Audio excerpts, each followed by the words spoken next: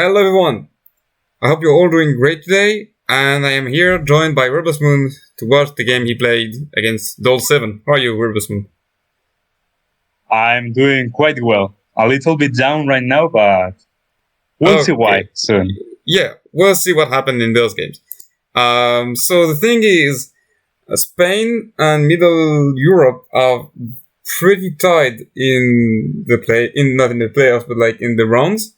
You are both on a very similar amount of points, and you both need to stomp the other team if you want to hope to get to the playoffs. Am I correct?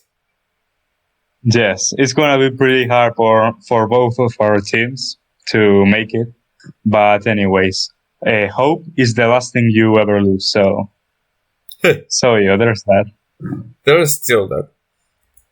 Yeah, I kind of remember you asked me to stomp B-side to put Germany a little bit further down so that it would be easier for you to access playoff instead of them. I haven't played my games against him so far, but anyway, let's see how your games went. So, you're playing today Branthan, you're playing Raldoron, Zahariel, and Nykona Sharrowkin. Exactly, those are my warlords. And doles is playing Horus, Perturabo, and Branthan. So 2 burn decks and 1 very defensive one. Yeah, windy deck. Okay. And so, this is your first game. You can see my screen, right? Yes. Yes. Clearly. Okay. So, I'm just gonna jump into it. Yeah, that was the first game. I was gonna try to do him a favor and place it last because it's how it makes the most sense. Because picking Branthan as the first warlord in the series, was pretty risky for him. So, anyways, this is indeed the first game of the series. Okay. So, you keep Inescapable Sen in the matchup. You decide to keep it. Yes. And also I realized that I could maybe get more time if he spent. So right now, what I'm thinking about in this outlook is, well, I got surprised. I got counterpicked because I had hard-checked my deck to win against Perturabo, which I was expecting him to open with. So I'm like, well, I'm pretty fucked here. And maybe an escapable cell will give me the tempo swing that is needed to turn the game around somehow if he decides to drop Cadmus Tyro or anything early game, like on turn 7. Okay. And anyway, I guess it's not like you can truly rush a Branthan down, so you might just as well keep cards for the late game. Yes, I'm looking to somehow assemble. I know Branthan can run a lot of anti-stealth cards, not only in format networks. He can also run Arcadias or even Eskitari because they synergize with the kind of playstyle he wants to develop. And also, so right now, I'm assuming my stealth is pretty meaningless right now. And I'm trying to build a really big hand of cards to be able to do like 20 damage in one turn when it's needed to finish the game as soon as possible. And that's why you went for the Void Engagement. Yes. I'm mainly looking for the other drilling site and to lasting a little bit longer because I need like 10 energy, 2 drilling sites, and a couple of sentence activators to deal upwards of 20 damage here. Okay.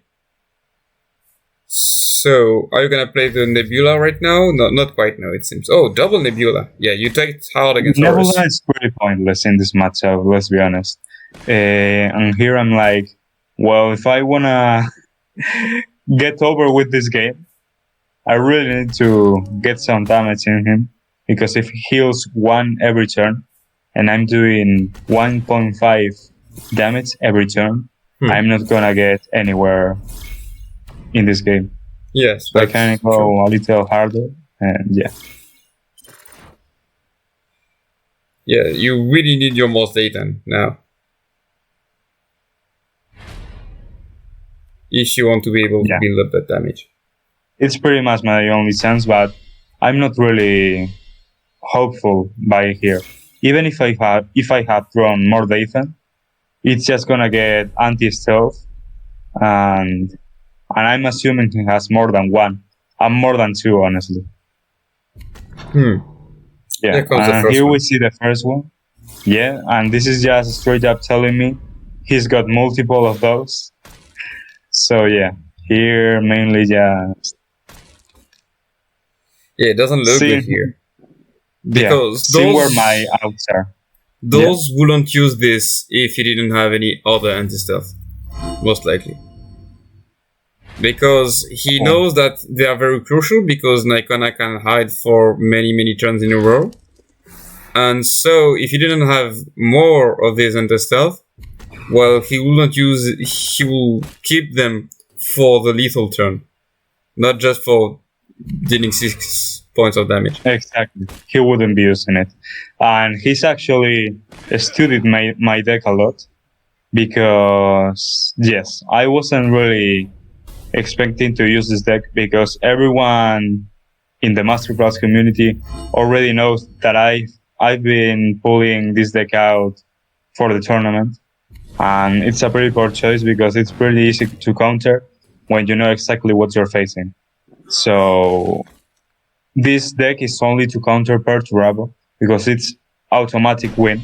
And I was expecting him to play Perturabo on the first game. So yeah. Yeah, especially just look at this on YouTube. You can't anymore, but like just with doubles orders from Terra and double Alexis Nebula, Perturabo can never use anything against you. Yeah, he sometimes just passes turn without doing anything. And yeah, in the practice games I got in, it was extremely good against.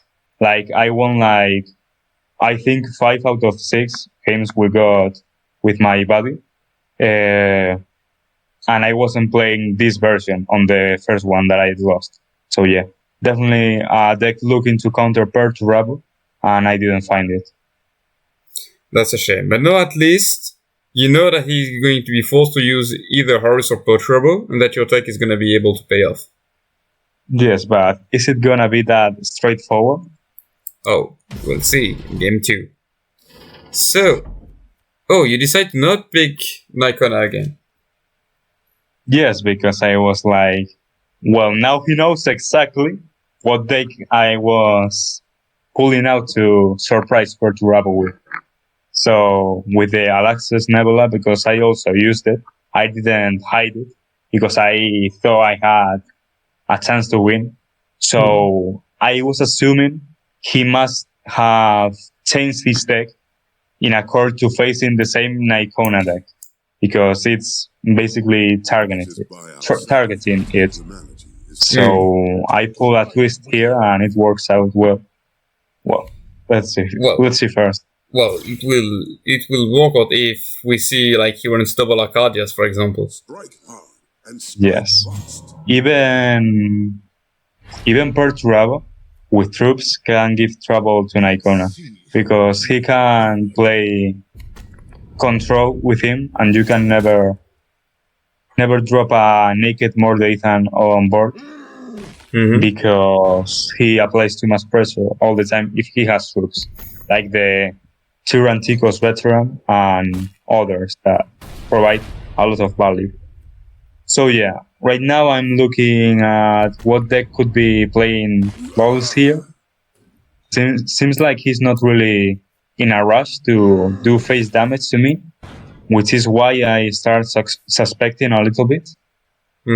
Yeah, that's indeed very defensive plays for him so far. Yeah, which I'm happy with because... Yeah, if we're still above 30 HP on turn 3, it's a miracle. And here I play Hermia because playing the Angel Steers is basically throwing a card away when he has his ability up. Yeah. But on the other hand, I give him the starting advantage right now, and he can drop a troop on anti-board. So here Oh, I contemplated to go for Shock Assault to save the spear this turn, but I decided instead to get an Edict of Censor, even though I know it's not your typical Perturabo deck. Because it's it can still useful. still... Even true Yeah, Perturabo still runs a lot of. yeah, nothing's telling me he's not running viral bombs anyway, and that's really Yeah, important card to play around. he's best answer to the host. And we see on Arcadius, which is good.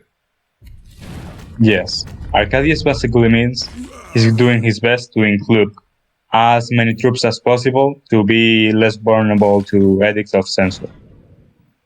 And of course, because he was expecting to face the Nykona most likely. Yes. And now the bomb cleans. You didn't even need to attack here if you wanted to clean. But it looks like he doesn't have the bomb. No, he wouldn't be wasting this many resources. And he actually gets a very awful turn there. And this basically just turns the game completely in my favor. I get some extremely favorable traits here. This is where actually Raldoron shines. I get a burn out of nothing. And yeah, I'm feeling pretty comfortable here. Yeah, you did everything that turn. You cleaned his board, you buffed yours, you built up yours, and you also drew a card. While also setting up big threat, like this is something that needs to be answered. Oh, and that with the Moritat, the dream. Yes, and that's just a perfect scenario for the Moritat, yeah. Yes, it is. So yeah, you play it on the right. Give it flank. Which I think was incorrect. I was looking for the buff, but knowing he was gonna shoot it with his ability anyway, in retrospect, I maybe should have placed it to the left of the Farbeus command. Okay, yeah. Aren't there any issue if you place it on the left with like a big viral bomb? No, I don't think so. I was thinking maybe something like precision bombardment to the 3/5 and then viral bomb, but that leaves the Moritat with 1 health, so it was fine. He already played his counter attack. So here I was 1 of lethal, that hit my face. So I still need to repopulate board. And right now with this current hand, if he leaves 1 of my troops alive, doesn't matter which, I get lethal. So looks like it's not enough to kill everything as of now. As of now, but now you're still on 26 and you still can build up another wall. Can even go for that Ecatres, that is gonna be enough to, like, it might even deal significant damage. Yeah, but doesn't work with last stand. It's still a +1/+2. It doesn't give blood first, but it's still 1 point of damage. I was thinking of something maybe with Shock Assault and 3. Okay, it would have been 1 off, but like you, just to say you had just so much, you could still play. Yes, that game looked really good. The main reason was because Raldoron just punishes troop decks. He's like the best deck against other troop decks, without a doubt, in my opinion. He just punishes them really hard with Spear and with Spectre, with all the flanking drop pods. Everything he has to offer is great to get the upper hand against other troop decks. Is it still true against Solar Auxilia deck? Excuse me, I didn't catch that. Is Raldoron still the best against Solar Auxilia decks, with Strategic Reserves and Marcus Valarius and Kashur and everything? Does he still counter the deck pretty well? I do think he's quite good, actually, because they can't really...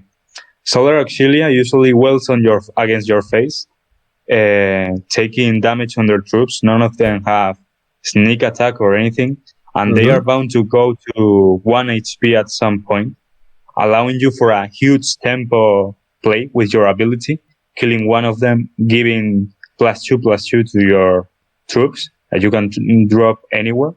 And if they don't, you have the late game on your side. You can answer easily Marcos with Spirit of Telesto, and the other troops, they just can't wail on against your face really all that well because of the threatening of Raldoron's hero power. Okay, I was hoping to show some of the cards we were mentioning, but I still need to go a bit further in the campaign. But anyway, so you won with Raldoron, and he won with his Branthan. So at the very least, he's still going to play a burst deck. Yes, so here my thinking was, he knows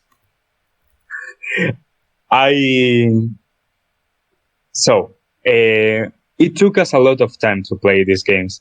Like in this last game, I was really thinking about what I was going to bring. The options were Zahariel and Nykona, and Nykona had many variations in my mind to run.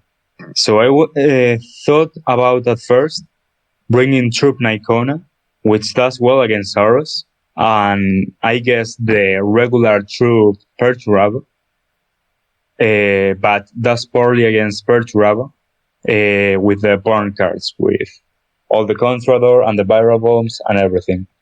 And the other chance was bringing the tactic Nykona deck, which was very good against Perturabo burn and some kind of burn Horus with not too many tropes. So I was like, he's gonna make me think he's gonna bring the true Perturabo again. So he's probably gonna switch it around to try to surprise me. So I went with the tactic Nykona again. A little bit of weird processing there by me, but I was more or less right. He tried to surprise me, but not with Bomb Perturbos. Not with Bomb Perturabo, but this deck that we're seeing right here. Okay. Horus, and we'll see what variation of Horus is playing. Let's see about that. Just going quickly through the mulligan, and you're not keeping the curse, you're not keeping the tissue either. What are you hoping for? Mainly jet bikes, because the main problem in this matchup is Sergar Targos that goes unanswered, because I teched in one unescapable cell for specifically for that troop, but you can't really rely on that. And the second best answer to pretty much everything is jet bikes. So I'm always looking for that on the opening hand. Okay. And if he's born Perturabo, I was feeling really good, but something threw me off, because not sure if you noticed, but in the first turn he used Tushoka Engine. Yeah. So I was like, something's up here. And then in the next turn he uses Void Engagement. So he's tutoring for a really low amount of troops. Yes. So I was assuming, he's got counterattack, Sons of Horus counterattack. And if he has a very low amount of troops, I'm gonna play Sergar Targos next turn. That seems likely indeed. But he plays this troop that I've never seen played before in my life. Oh, I was like thinking, sorry, what? I've seen it a couple times in this tournament. Like, not that often on ladder, but in tournament, something, especially Team Friends has brought a lot. Well, I'm personally a little out of the loop of the current meta, because I'm not really playing ladder or anything, mainly just the tournament. Oh, you won't see that on ladder. You won't see that on ladder, most likely. Even though I can see it working against all of the Solog Xillia decks. Like, it's a very board-oriented meta, so I can see a cliff for working. I can see it. Yeah. Definitely got a laugh out of me, because I was like, he got the starter Loken deck mixed up with his Horus deck or something. But no. And here I was actually feeling really, really well, because I was able to develop a Mordathan against no opposition on his side. Oh. And that's usually a great signal. Oh, but that private city, it hurts. Yes, it really hurts Nykona. because he's a very warlord. At least with this deck, he's very reliant on ability. So here, he basically saves himself 5 damage. Well, not 5 damage, but because I ended up face busting myself. But yeah.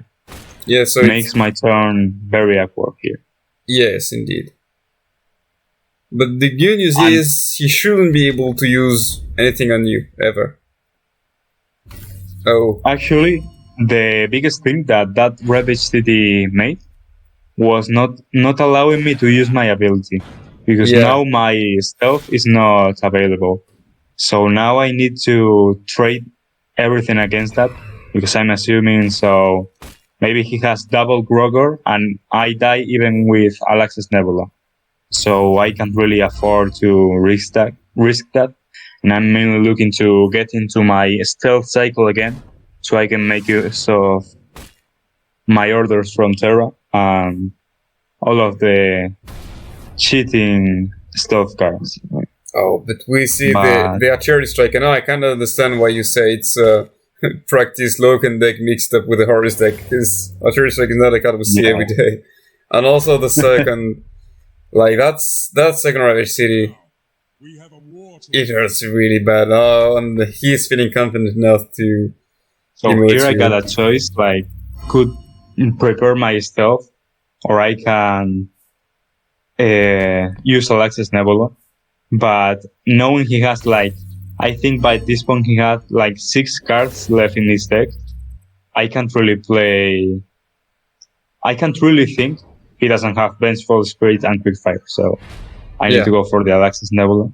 Indeed. And here he uses Ward and Stealth on his guy, so he's basically immortal, and I'm fishing for Deliverance because it's my only out right here. Oh, and it hides in the bottom 11. Yes, that will happen.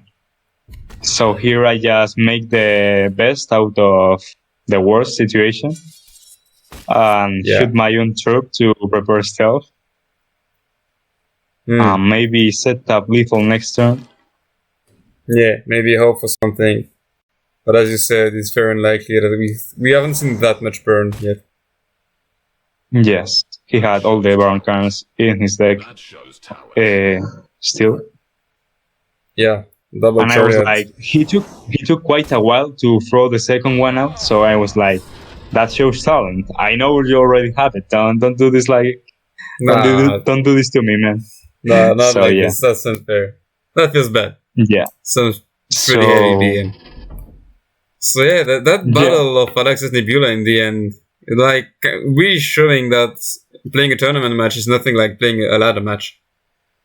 Yes, those were some really weird decks that we both played there, except probably for the Raldoron one. So anyway, Rubersmoon, thanks a lot for joining me today. Thanks to you, man. I'm sorry for your loss. Also, Dole's also a friend, but like I was kind of rooting for you actually, because Middle Europe's team has been the same for the entire tournament, and your team really started doing excellently well, like an amazing performance from the moment Raza left. So it would have been a great story, and it's just that close to actually being such a great one. So I do feel sorry for you, but it's still a very exciting journey. You know what, Bulgar? Let me tell you something. We're gonna redeem ourselves from the next one. You're gonna redeem yourselves. How are you gonna do that? What exactly do you have in mind? Well, we're just gonna enter the tournament, win every single game, all of the matchups 3-0s, and not lose a single game, and then beat everyone on the elimination phase. That's the main plan. Hey, I would be very glad to see that actually, even though that would mean that you still beat the hell out of France, which I will dislike. I'll be glad to see such a thing happen. Anyway, thanks a lot again for joining in today. Gonna cut the video here. Any last words, maybe? Well, see you in the next World Cup, maybe. And good luck to the people that are advancing through the groups. Thanks a lot, and I will definitely see you there. Take care, everyone.